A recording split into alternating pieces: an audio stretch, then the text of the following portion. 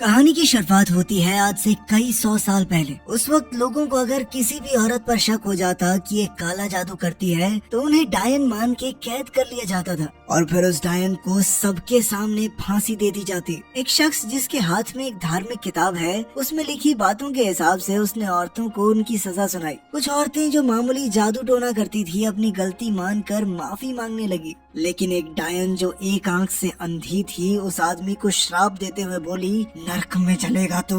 लेकिन उस आदमी पर उस डायन की इस बात का कोई असर नहीं हुआ और उसने तुरंत तीनों को फांसी देने का आदेश दिया। तीनों डायनों को पुल के ऊपर से फांसी देने के बाद पानी में डुबा दिया गया और जैसे ही काम पूरा करके सैनिक वहाँ से निकलने लगे तो उस पादरी ने कहा कि किताब के हिसाब से डायनों की लाशों को दोबारा ऊपर लाना होगा और फिर उनका अंतिम संस्कार करना जरूरी है ताकि वो कभी वापस ना आ पाए। लेकिन एक सिपाही ये कहकर हंस दिया कि उसे पक्का यकीन है कि तीनों डायनें मर चुकी हैं और उसके बाद कोई वापस नहीं आता। लेकिन उस पादरी को बहुत चिंता हो रही थी। ये काम पूरा करने के लिए वो आधी रात को पुल पे आकर एक एक करके डायनों को ऊपर खींचकर मंत्रों का उच्चारण करने लगा। उसने बिना डरे ये सारा काम किया, जबकि इस दौरान एक डायन का शरीर तो भयानक तरीके से हिल रहा था, लेकिन एक आखिरी डायन को ऊपर खींचने में बहुत ही ज्यादा ताकत लग रही थी। पादरी उसे ऊपर नहीं खींच